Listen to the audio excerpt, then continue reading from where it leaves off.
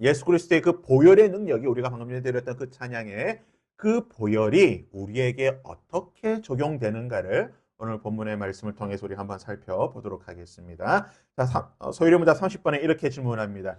그리스도께서 값을 치르신 구속을, 보혈의 그 값을, 능력을 성령께서 우리에게 어떻게 적용하시나요? 자, 우리 답변 한번 읽어볼까요? 함께 읽습니다. 시작. 성령께서 우리에게 적용하시는 것은 그리스도께서 값을 치르신 구속을 효과적으로 부르심으로 우리 안에 믿음을 일으키시고 그렇게 해서 우리를 그리스도와 연합시키는 것입니다. 예수 그리스도의 보혈의 능력을 성령께서 우리에게 어떻게 적용, 이 보혈이 우리의 영혼 안에서 어떤 일을 하는가, 그것이 우리를 하나님 앞으로 효과적으로 불러주시고 우리 안에 믿음을 일으켜주시고 성령께서 우리 안에 믿음을 일으키시고 믿음이 생긴 우리가 예수 그리스도와 연합, 하나 되게 하신다는 거예요. 보혈의 능력이 무엇이냐? 우리 안에 믿음을 일으키고 그리고 그리스도와 하나 되게 하는 것이 보혈의 능력이라는 것입니다. 그래서 이것을 이제 도표로 간단하게 그려보면 이렇게 그려볼 수가 있겠죠. 우리에게 구속을, 예수 그리스도의 십자가의 능력을 적용시켜 주시는데 어떻게 해요? 우리 안에 믿음을 일으킨다는 겁니다. 근데 중요한 사실은 뭐냐? 우리 안에 믿음을 일으키는데 우리가 어떤 상태였습니까? 밑에 나와 있듯이 죄로 인해 이미 죽은 상태였다는 거예요. 그러니까 죄로 인해 죽어있던 우리에게 성령께서 믿음을 일으켜 주신다는 겁니다. 십자가의 보혈의 능력으로 말미암아. 그러니까 죽은 우리가 보혈의 능력으로 우리 안에 믿음이 일으켜지니까 우리가 하는 게 있습니까? 없습니까? 우리는 아무 공로 없도다. 우리는 아무것도 한 거 없어요. 우리는 어떠한 공로도 없습니다. 우리는 우리 구원에 있어가지고 0.0000001%의 정말 티끌 같은 공로도 없습니다. 아무것도 없어요. 왜요? 우리는 죽었기 때문에. 죽은 우리를 성령께서 믿음을 우리에게 주셔서 그 믿음을 일으켜 주셔서 우리를 그리스도와 하나 되게 하시기 때문에 모든 것이 누굽니까? 성령 하나님께서 하신 거예요. 하나님의 은혜로 된 것이라는 겁니다. 또 우리가 구원에 있어서 우리는 하나님 앞에 자랑할 것이 하나도 없는 거예요. 그래서 사도 바울이 뭐라고 고백했습니까? 나는 자랑할 게 없다. 나는 자랑할 게 없다. 나는 하나님 앞에 자랑할 것이 하나도 없다고 고백했던 게 바로 이것 때문인 거예요. 나는 죽었던 자였는데 이런 나를 하나님께서 사랑해 주셔서 내 안에 믿음 주셨기 때문에 나는 자랑할 것이 없도다. 그리고 우리가 믿음이 생기게 되면 어떤 일이 일어납니까? 그리스도와 연합시켜 하나가 되게 하신다. 믿음 있는 자가 그리스도와 하나가 되는 겁니다. 하나님의 부르심을 받은 자, 믿음이 있는 자가 하나님과 예수 그리스도와 연합, 하나 되는 거예요. 예수님께서 말씀하셨듯이 내가 그 안에, 그가 내 안에, 예수님이 우리 안에, 우리가 예수님 안에, 이 하나 되는 신비로운 연합이 믿음이 있는 자들만 일어난다는 겁니다. 그래서요, 우리가 다 신앙생활을 하면서 교회에 다니지만 중요한 사실은 뭡니까? 교회에 다닌다고 해서 그리스도와 연합되는 게 아니라는 거예요. 믿음이 있는 자가. 교회는 다녀도 와서 찬송하고 뭐 헌금하고 뭐 설교는 들어도 믿음이 없으면 그리스도와 연합이 안 된다는 겁니다. 믿음이 있는 자가 그리스도와 연합이 된다는 겁니다. 그래서 믿음이 그렇게 중요하다는 거예요. 자, 그렇다면 이 모든 것의 근거가 무엇입니까? 예수 그리스도의 보혈의 능력이 우리 안에 믿음을 일으켜 주시고 우리를 그리스도와 연합시켜 주시는데 이것의 근거가 무엇입니까? 이미 그리스도께서 다 이루셨다는 거예요. 예수님께서 십자가에서 죽으셨을 때 뭐라고 말씀하셨습니까? 내가 다 이루었다. 내가 다 이루었다. 이게 무슨 말입니까? 이미 예수님께서 모든 것을 다 해결하셨다는 거예요. 그래서 쉽게 생각하면 이렇습니다. 우리가 식사하러 가는데요. 식사하러 가는데 누군가가 이미 다 계산을 했어요. 누군가 다 계산했습니다. 그럼 어떻게 됩니까? 우리는 그냥 가서 뭐만 하면 됩니까? 맛있게 먹고만 오면 되는 거예요. 요즘 젊은 사람들이 해외여행 나갈 때 이게 유행한다고 하더라고요. 크루즈라고 하죠. 초호화 배 있잖아요. 뭐 한 일주일씩 타고 뭐 보름씩 타고 이렇게 세계 유럽을 여행하는 거. 크루즈 여행 보니까 저는 아직 못 타봤는데 제 친구 목사가 교회에서 이제 뭐 올해 한 5년인가 6년 교회에서 이렇게 사역하면 그 교회는 성지순례를 보내주더라고요. 근데 성지순례 이제 두 개로 가는데 하나는 비행기 타고 가는 게 있고 하나는 이제 배 타고 그리스 쪽으로 해가지고 사도 바울의 성지순례를 가는 게 있더라고요. 근데 이제 그 친구는 배 타고 이제 사도 바울의 성지순례를 갔더라고요. 크루즈 타고 갔더라고요. 예, 하는 말이 그래요. 야, 너무 좋더라. 너무 좋더라. 모든 게 다 공짜래요. 안에서 먹고 마시고 하는 모든 게 다 공짜니까 너무 좋더라. 내 돈 쓸 것도 없고 그냥 앉아 있으면 하루 삼시세끼 뭐 스테이크를 먹든 뭘 먹든 아무 상관없는 거예요. 뭐 초밥이 먹고 싶으면 가서 초밥 마음껏 먹어도 되고 스테이크 먹고 싶으면 스테이크 마음껏 먹어도 되고 목사니까 술을 못 마시니까 뭐 음료수 먹고 싶으면 다 마음껏 먹어도 하나도 안 된다는 거예요. 왜 그렇습니까? 크루즈를 탈 때 이미 뭐예요? 다 계산이 됐기 때문에. 예수님께서 이미 십자가에서 다 이루셨기 때문에 우리는 할 게 없다는 겁니다. 우리는 구원에 있어서 아무것도 할 게 없어요. 예수님께서 다 해주셨기 때문에. 그런데 중요한 사실은 뭐냐? 우리가 이것을 헷갈려서는 안 됩니다. 우리가 종종 이런 표현을 하잖아요. 예수 그리스도의 십자가의 그 보혈의 값으로, 대속의 값, 십자가의 보혈의 값으로 우리가 구원을 받았다라고 하는데 그렇다면 예수님께서 이미 그 보혈의 값, 십자가의 보혈의 그 값을 누구에게 지불하셨을까요? 여기가 이게 문제예요. 여기서 이제 이단이 나올 수도 있고 올바른 신앙을 우리가 말할 수도 있는데 소위 말하는 이제 사탄 배상설이라고 해가지고 유광수 목사 다락방은 이걸 말합니다. 예수님의 십자가의 보혈의 그 핏값, 우리가 소위 말하는 그 핏값을 누구에게 지불했는가? 사탄에게 지불했다. 왜 그러냐? 사탄이 영혼을 사로잡고 있으니까, 사탄이 영혼을 이렇게 사로잡고 있으니까, 그 보혈의 값을, 핏값을 사탄에게 지불하고 사탄에게서 사왔다는 거예요. 이게 이제 소위 말하는 사탄 배상설입니다. 근데 이것은 유광수 목사가 말한 게 아니라 이미 한 7, 800년 전에 오리겐이라고 하는 교부를 비롯해가지고 몇몇 교부들이 이런 얘기를 했습니다. 그런데요, 여러분, 사탄에게 만약에 예수 그리스도의 핏값이 사탄에게 지불됐다라고 한다면 한번 생각해 볼게요. 아주 단순하게 생각하시면 돼요. 이런 문제로 복잡하게 생각할 필요가 없어요. 자, 우리가 예수님의 핏값이 만약에 사탄에게 지불되어서 그 영혼을 예수님께서 사탄에게서 사왔다라고 한다면 사탄이 높은 사람입니까? 예수님이 높은 사람입니까? 사탄이 더 높은 사람이죠. 더 많은 것을 가졌잖아요. 사탄이 더 많은 것을 가진 사람입니까? 하나님이 더 많은 것을 가진 존재입니까? 사탄이 더 많은 것을 가진 거예요. 그렇잖아요. 왜냐? 예수님께서, 하나님이신 예수님께서 사탄에게 지불하셨기 때문에 사탄이 더 높은 위치고 사탄이 더 많은 것을 가진 거예요. 이것은 성경적이지가 않죠. 왜냐? 성경은 뭐라고 말하고 있습니까? 모든 것은 누구의 것입니까? 하나님의 것. 영혼도 하나님의 것. 모든 것이 하나님의 것입니다. 그래서 예수님의 핏값은 사탄에게 지불하신 것이 아니라 누구에게 지불하신 겁니까? 하나님. 소위 말해 쉽게 설명하면 하나님의 공의라고 하는. 그러니까 하나님께서 내가 사람을 용서해 주는데 구약에 보면 하나님께서 사람들의 죄를 용서해 주실 때에 어떻게 합니까? 어떤 사람은 양의 피를, 어떤 사람은 뭐 비둘기의 피를, 어떤 사람은 곡식의 가루를 가져와서 그 값을 하나님께 드리는 거잖아요. 사탄에게 주는 게 아니잖아요. 하나님께 드려서 하나님의 공의를 만족시켜 주면은 하나님이 그 사람을 용서하는 거예요. 마찬가지로 예수님의 그 핏값을 하나님께 드려서 하나님께서 그것을 받으시고 우리의 영혼을 용서해 주시고 죄를 용서해 주시고 하나님의 백성 삼아 주셨다는 거예요. 그래서 우리가 예수님의 핏값을 누구에게 갚아주셨는가? 혹시나 이제 앞으로 무슨 뭐 설교 뭐 기독교 방송이나 어떤 설교를 혹시나 핏값을 사탄에게 갚아줬다 이런 말 하는 분이 있으면 저건 좀 이상하다 이렇게 생각하시면 됩니다. 하나님에게 갚으신 거예요. 그러니까 왜 이렇게 이런 오해를 하는가? 소위 말해 이제 아사셀의 염소 때문에 그래요. 구약의 대속제일에 대제사장이 드리는 이 제사가 두 가지잖아요. 하나는 하나님을 위하여, 하나님은 아사셀을 위하여 염소를 두 마리를 잡다 보니까 하나는 하나님께 드렸고 하나는 아사셀. 근데 이 아사셀의 존재가 뭔지 몰라요.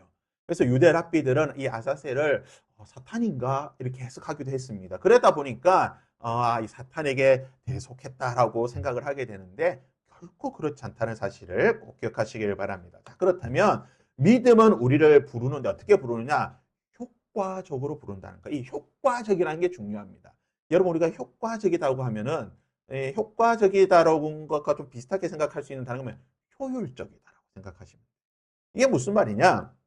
자, 하나님이 우리를 부르시면은 그 우리가 하나님의 부르심을 우리가 거역할 수 있습니까? 없습니까? 우리가 예전에 배웠지만 소위 말하는 불가항력적 은혜예요. 하나님께서 부르시는 것은 누구도 거역할 수가 없습니다. 하나님이 내가 이 사람을 구원하기로 작정했다라고 하면 그 부르심, 그 구원은 뭡니까? 아무도 거절할 수가 없어요. 누가 취소하기 전까지는 하나님이 취소하기 전까지. 하나님이 나를 구원해 주시기로 결정하셨다가 그 구원을 취소하기 전까지는 아무도 나의 구원을 취소시킬 수가 없습니다. 그런데 하나님이 나를 구원해 주시기로 하셨다가 그 구원을 취소하십니까? 아니죠. 우리 하나님은 변개치 아니하시는, 마음이 이랬다 저랬다 하는 분이 아니에요. 한번 마음 먹으시면 끝까지 영원토록 그 마음을 가지고 가시는 분이시기 때문에 하나님의 부르심은 누구도 거역할 수가 없습니다. 그래서 효과적인 거예요. 그러니까 하나님은 한 100명 불러놓고 일단 한 100명 불러놓고 야 100명 다 불러놓고 이 중에서 내가 한 두세 명만 구원해야 되는데 한 두세 명 구원할 100명 불러서 두세 명 중에서 좀 잘 믿는 사람들 딱 골라서 두세 명만 구원시키시는 게 아니라 하나님께서는 100명 중에서 구원받을 딱 2명이면 2명, 3명이면 3명 그 사람만 불렀다는 거예요. 그래서 우리가 뭐라고 고백합니까? 우리를 천에 하나, 만에 하나. 1000명 중에서 1명, 10,000명 중에서 1명 우리를 지명하여 불렀다라고 우리가 고백하잖아요.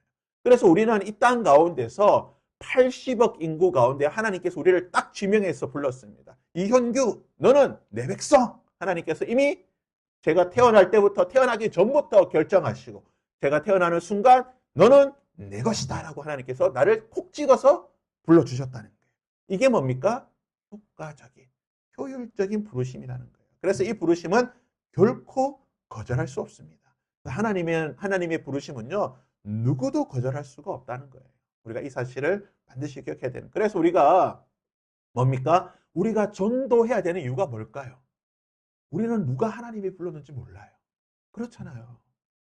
하나님이 나를 불렀을지 제가 알았습니까? 저도 몰랐어요. 하나님이 저를 불러주실지 저도 몰랐죠. 누가 알았습니까? 하나님이 나를 불러주신 건 아무도 모르는 거예요. 마찬가지로 우리 일죽동 가운데 누가 하나님이 어떤 자를 부르실지 모릅니다. 모르기 때문에 우리가 전도를 해야 되는 거예요. 그들 중에 하나님의 부르심을 받은 자가 있기 때문에 하나님이 지명하여 부른 자가 있기 때문에 그들 중에 내 백성이 있기 때문에 우리가 전도를 해야 되는 거예요. 그래서 우리가 때를 얻든지 못 얻든지 전도해야 되는 이유가 무엇이냐? 그들 중에 하나님의 부르심을 받은 자가 있기 때문에 전도를 해야 된다는 겁니다. 효과적인 부르심은 그리스도와의 연합인 겁니다. 우리가 연합이라고 하는 것은 말 그대로요. 하나님과 하나 되는 거예요. 우리가 보통 이런 그림을 많이 생각하잖아요. 우리가 예수님과 함께 갈 때, 예수님, 주님여, 이 손을 꼭 잡고 가서 우리가 찬양 부르잖아요. 주님여, 이 손, 딱 부르잖아요. 예수님, 우리 손을 꼭 잡고 가시옵소서라고 하는데요. 근데 이 그림이 참 좀 은혜로운 그림이긴 하지만, 또는 우리가 고난 가운데 예수님께서 보니까, 예수님, 이 유명한 그림이죠. 뒤돌아보니까 발자국이 어떤 때는 4개, 어떤 때는 2개밖에 없어요. 예수님 때 따지죠. 예수님, 왜 발자국이 4개다 2개밖에 없습니까? 저 때는 내가 너를 업고 갔다. 네가 힘들었을 때, 고난 중에 있을 때 내가 너를 업고 갔다. 참 은혜로운 설명이고 그림이긴 하지만 성경적으로 뭡니까? 우리가 주님 안에, 주님이 내 안에. 바로 이런 거죠. 예수님 안에 우리가 있고, 우리 안에 예수님이 있고, 주님 안에 내 안에, 내 안에 주님. 주님과 하나 되는 거예요. 이 연합이라고 하는 것은 그냥 단순하게 손을 잡는다. 예수님이 나를 업어준다. 뭐 이 정도가 아니에요. 예수님이 나를 안아준다. 이 정도가 아닙니다. 내가 그냥 예수님 안에 들어가는 거예요. 예수님이 그냥 내 안에 오는 거예요. 그 존재 자체가 내 안에 다 들어오는 거예요. 하나도 빠짐없이 다 들어오고 나도 예수님 안에 그대로 다 들어가는 게 연합이라는 겁니다. 그래서 믿는 자들은 바로 이런 그리스도와의 연합을 경험하게 되는 겁니다. 우리 신앙생활이 주님이 내 안에 내가 주님 안에 있는 것을 경험할 수가 있어야 돼요. 왜냐? 예수님께서 그렇게 말씀하셨잖아요. 믿는 자들은 그리스도와 연합된 자들이라고 말씀하셨기 때문에 우리는 신앙생활을 하면서 시시로 때때로 이것을 경험해야 됩니다. 오늘 또 주님이 내 안에 있구나. 오늘 내가 살아보니까 내가 주님 안에 있었구나. 모든 것이 주의 은혜구나. 그러니까 이런 고백을 할 수 있는 날들이 있어야 된다는 거예요. 물론 우리가 모든 날을 그런 고백은 할 수 없겠지만 때때로 우리가 바라볼 때 오늘은 내가 주님 안에, 주님이 내 안에 이런 날이었구나 라는 고백을 할 수 있는 날이 있어야 된다는 겁니다. 그래서 효과적인 부르심은 그리스도께서 하나님이 이미 우리를 구매하셨다는 거예요. 성부께서 우리를 택하셨고 성자께서 죽으심으로 값을 치르셨고 성령께서 하나도 잃지 않게 확실하게 우리를 불러주셨다는 겁니다. 그래서 연합을 로마서에서는 뭐라고 말합니까? 내가 그리스도 안에, 그리스도가 내 안에 있는 이 연합을 로마서에서 아주 멋지게 표현하고 있는데요. 한 단어로 표현합니다. 그게 뭐냐면 바로 접붙임. 요게 접붙임이 사진. 접붙임. 죽어가는 나무를 가지를 잘라서 생생하게 살아있는 가지에 이렇게 접붙이면 어떻게 됩니까? 이 살아있는 좋은 나무의 모든 진액을 쭉 빨아들여서 죽어가는 저 나무가 어떻게 돼요? 생생하게 살아나는 거예요. 돌감람나무가 어디에 접붙임 됩니까? 원감람나무. 좋은 감람나무에 접붙임 되니까 무슨 열매를 맺습니까? 좋은 열매를 맺는 거예요. 우리는 어떤 자들입니까? 우리는 처음에 그냥 나쁜 감람나무도 아니에요. 그냥 썩어가는. 거의 죽은 그런 감람나무에 있던 가지들이었는데 성령께서 잘라내셔서 그곳에서 잘라내시고 우리를 어디에 접붙였습니까? 예수 그리스도라고 하는 참 좋은 가장 좋은 감람나무에 접붙이셔서 예수 그리스도의 모든 좋은 것을 우리에게 주셔가지고 우리가 어떻게 됩니까? 좋은 감람나무가 되어서 하나님이 기뻐하시는 좋은 열매, 성령의 9가지의 열매를 맺어드리는 그런 존재가 되었다는 거예요. 이게 바로 연합입니다. 그래서 우리가 그리스도와 연합한다는 것은 바로 이런 의미가 있는 거예요. 그리스도와 접붙임에서 내가 주님 안에, 주님이 내 안에 우리가 좋은 열매 맺는 그런 나무가 되는 겁니다. 그렇다면 굳이 효과적이라는 표현을 왜 썼을까? 아까도 말씀드렸죠. 효과적이라는 단어가 무슨 뜻이라고요? 효율적이라는 거예요. 그래서 하나님은 항상 효과적으로 일하십니다. 그분은 결심하시고 구체적으로 내가 누구누구를 구원하겠다 결정하시면 누구도 바꿀 수 없고 하나님은 그 사람을 구원하시는 겁니다. 쉽게 설명하면 이렇습니다. 옛날에 보니까요. 몇 년 전에 우리나라도 이게 유행을 했더라고요. 이게 금 캐는 겁니다. 사금 캐는 거. 이게 사금 캐는 거 보면 어떻게 캡니까? 서부 영화 보면 나오죠. 이런 이 쟁반 같은 데다가 모래 딱 해가지고 물로 이렇게 막 흔들어서 모래 싹 빼면 뭐가 나옵니까? 이렇게 맨 오른쪽에 보면 반짝반짝이는 금조각이 나오는 거예요. 그냥 삽 한 무더기 퍼가지고 막 열심히 얹으면 요만큼 나오는 거예요. 근데 하나님의 이건 얼마나 비효율적입니까? 요만큼 나오려고 하면요. 삽을 몇 번 파야 될지 몰라요. 막 수백 번 파야 됩니다. 그래야지 그냥 1g, 2g 금 하나 없는 거예요. 이건 너무나 비효율적이에요. 하나님이 이렇게 하시지 않는다는 거예요. 하나님은 어떻습니까? 백발백중이라는 겁니다. 딱 찍어서 너는 내 것 하면 무조건 하나님의 사람이 딱 되는 거예요. 하나님이 한번 찍히면 하나님의 예전에 그게 있었죠. 사랑의 짝대기. 하나님의 사랑의 짝대기 우리에 탁 가르치면 우리는 하나님의 것이 되는 거예요. 우리가 일직동에도 분명히 하나님의 사람이 있습니다. 우리 얼마나 있는지 모릅니다. 이 일직동에 있는 사람들 가운데 몇 명이나 하나님이 사는지 모르겠지만 분명히 하나님의 사랑의 짝대기가 있는 사람이 있으니까 우리는 뭐 해야 됩니까? 성령의 민감함으로 예민함으로 그 사랑의 짝대기가 어디를 향하는지 잘 보고 찾아가서 복음 전해서 그 사람을 뭡니까? 하나님의 사람으로 백발백중으로 만들어야 될 줄 믿습니다. 우리가 이런 일을 해야 되는 것입니다. 그래서 구속에 참여자가 된다. 우리는 하나님의 구속에 참여했다라는 표현을 쓰게 됩니다. 아까 우리 소리문답에서 보았지만 참여자가 된다는 것은요. 나의 의지로 되는 게 아닙니다. 하나님의 의지로 되는 거예요. 내가 아무리 가고 싶다고 해서 갈 수 있습니까? 안 됩니다. 이게 이제 사진. 요게 이제 G7. 세계에서 제일 센 나라, 7개 나라. 미국, 일본, 영국, 프랑스, 이렇게 해가지고 독일, 인도, 이렇게 해서 G7이라고 불리는 세계에서 가장 강한 7개 나라인데요. 여기에 윤석열 대통령이 우리도 좀 끼워줘. 나도 좀 가고 싶어. 우리나라도 국력이 있으니까 좀 끼워줘. 한다고 끼워줄까요? 안 끼워줍니다. 딱 기준이 있어요. 여기에 들어갈 수 있는 딱 기준이 있어요. 그 기준 되는 나라들만 들어오는 거예요. 우리가 아무리 가고 싶다고 해서 갈 수 있는 게 아닙니다. 하나님의 구원도 마찬가지예요. 우리가 아무리 한다고 해서 되는 게 아닙니다. 하나님이 딱 정하신 기준이 있고 하나님이 딱 부르시는 그게 있습니다. 그래서 하나님이 정하신 기준이 뭡니까? 예수 그리스도의 보혈의 공로로 의지하는 자. 그 기준의 부르심을 받은 자들만 하나님의 자녀, 하나님의 교회, 하나님의 백성이 된다는 겁니다. 그런데 이것을 어떻게 한다고요? 효과적으로, 백발백중. 하나님께서 우리를 그렇게 구원해 주신다는 겁니다. 그런데 하나님의 부르심이 왜 효과적이냐? 만약에 구원에 나의 것이, 예를 들어서 나의 의나 나의 어떤 노력이 포함되어 있다고 한다면 불안정하죠. 예를 들어서 하나님께서 구원의 기준을 예를 들어서 하나님 예수 그리스도의 보혈 70%, 또 그 사람의 믿음 20%, 또는 그 사람의 살았던 삶의 모습 10% 이런 식으로 만약에 기준이 있다고 한다면 여러분 우리가 다 구원받을 수 있을까요? 못 받습니다. 왜냐? 나에게 필요한 기준을 우리가 채울 수가 없어요. 그 기준이 어느 정도 되는지도 알 수 없기 때문에 채울 수가 없습니다. 하지만 구원은 전적으로 하나님의 은혜고 하나님의 기준이기 때문에 그 기준을 누가 만족시켜 주십니까? 예수 그리스도, 하나님이신 예수 그리스도의 보혈이 만족시켜 주시고 그것을 누가 적용시켜 주십니까? 하나님이신 성령 하나님께서 적용시켜 주시기 때문에 100% 안전하다는 거예요. 우리가 보험을 들 때 보험의 상상 뭐라고 말합니까? 아, 이 보험은 100% 보장해 줍니다 하죠. 근데 실제로 100% 보장해 줍니까? 보험 찾을 때? 아닙니다. 여러분 밑에 약간 보면 완전 깨알같이 조그맣게 써놨어요. 요거는 안 돼요. 요거는 안 돼요. 써놨거든요. 보험은 그럴 수 있습니다. 하지만 하나님의 구원은 그렇지 않아요. 하나님께서 성령께서 이 사람은 구원해 주십시오. 보증해 주시면 성령의 도장, 인치심, 우리를 인쳐주시면 보증해 주시면 100% 안전하다는 거예요. 그래서 여러분 우리의 이마에는 뭐가 있습니까? 우리의 가슴에는, 우리의 심장에는, 우리의 영혼에는 뭐가 있습니까? 성령의 인치심이 있는 거예요.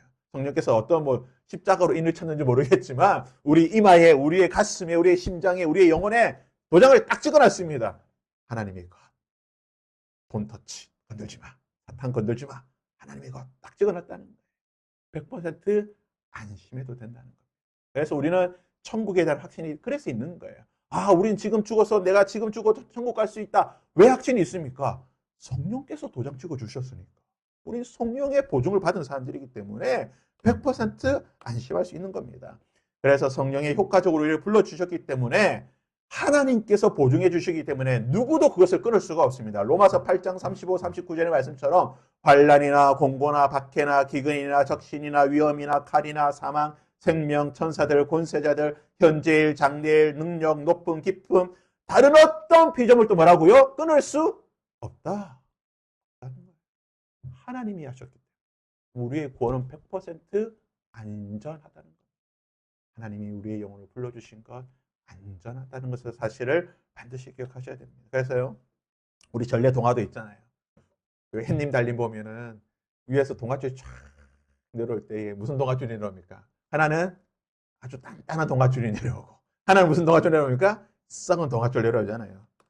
우리의 구원은 뭡니까? 썩은 동아줄이 아니라는 거예요. 우리의 동아줄은 결코 끊어지지 않는 생명의 끈. 예수 그리스도께서 내려주시는 십자가에서 내려오는 그 생명의 끈은 결코 끊어지지 않는 그 누구도 끊을 수 없는 구원의 끈, 생명의 끈인 줄 믿습니다. 그래서 이 사진이 부처님 손바닥에 있는 원숭이라고 하는데요. 여러분, 우리의 구원은 누구 손에 있습니까? 하나님 손에 있는 거예요. 우리는 하나님 손에 있는 생명싸게 쌓여져 가지고 하나님 손에 우리는 있습니다. 누가 빼앗습니까? 하나님 손에 있는 거를. 하나님 손에 있는 건 누구도 빼앗을 수 없습니다. 우리의 구원이 그렇게 안심하다는 사실을 기억하시길 바랍니다. 때로는 우리의 믿음이 약해질 때가 있습니다. 우리가 인생이다 보니까 믿음이 약해질 수가 있죠. 때로는 약해지기도 하고 좀 헷갈릴 때도 내가 이렇게 사는데 내가 구원받는 사람 맞나? 라는 생각이 들 때도 있습니다. 이럴 때도 있고 저럴 때도 있지만 그것은 뭡니까? 우리 쪽에서 그렇다는 거예요. 내 마음이 그렇다는 거예요. 나의 구원은 하나님이 확증해 주신 나의 구원은 변함이 없습니다. 내가 흔들리든 뭐든 하나님께서 나를 구원해주신 사실은 변함이 없다는 사실을 기억하시길 바랍니다. 그래서요, 여러분, 우리가 때로는 내 믿음이 흔들릴 수도 있습니다. 때로는 어떤 뭐 목회자들이나 또는 성도들과의 관계 속에서 상처받기 때문에 또 그래서 시험이 들기도 하고 흔들릴 때도 분명히 있어요. 있지만 그것이 나의 구원을 빼앗을 수 없다는 거예요. 아까 뭐라고요? 사망이나 죽음이나 그 어떤 것도 나의 구원은 빼앗을 수 없습니다. 끊을 수 없습니다. 하나님께서 주시는 구원은 100% 확신을 가지고 안전하다는 사실을 우리가 기억해야 될 줄 믿습니다. 그래서 하나님 우리를 잡아주시는 것은요, 왼쪽처럼 우리를 잡아주시는 게 아니라 어떻게 잡아준다? 오른쪽처럼. 때로는 우리가 지쳐가지고 손을 살짝 넣을 수도 있겠죠. 우리의 손이 살다 보니까 힘들어서 삶에 지쳐서 우리의 손이 살짝 풀어질 수 있겠지만 우리를 잡고 있는 하나님의 손은 절대 놓지 않는다는 거예요. 내 것이다. 꽉 잡아주시는 그 하나님의 손을 지금 또 느낄 수 있기를 바랍니다. 이거는 다음 주에 조금 정리를 하는 게 조금 시간을 그래서 보는 게 좋을 것 같아요. 이 부분은 이제 다음 주에 성령께서 우리 가운데 어떻게 역사하시는가, 특별히 우리 구원에 대해서 성령 하나님께서 우리 가운데 어떻게 역사하고 계시는가는 다음 주에 좀 더 깊이 있게 한번 살펴보도록 하고요. 오늘까지의 말씀 우리가 보면서 이 사실을 꼭 기억하시길 바랍니다. 여러분, 우리의 구원은요, 하나님께서 보증해 주십니다. 내가 보증하는 게 아니에요. 내가 보증하면 때로 부도날 수 있어요. 나도 나를 못 믿습니다. 여러분 자신 믿을 수 있습니까? 나도 나 자신 못 믿어요. 내가 보증하지 않습니다. 나의 구원은 하나님께서 보증해 주시기 때문에 안전하고 확실하고 안전하다는 사실을 기억하시고, 때로는 우리가 힘들어서 쓰러질 수도 있고, 때로는 내 믿음이 흔들릴 수도 있고, 때로는 낙심하여 쓰러질 수도 있지만, 우리가 아까 보았던 사진처럼 나를 붙잡고 계신 그 하나님의 손은 확실하시기 때문에 반드시 다시 한번 뭡니까? 나를 일으켜 주실 것이고, 나를 만약에 못 일으켜 주시면 어떻게 하실 거예요? 하나님께서 우리를 질질 끌고 가실 거예요. 일어날 때까지 질질 끌고 가시면서 어디까지요? 천국의 문 앞까지 우리를 끌고 가실 거예요.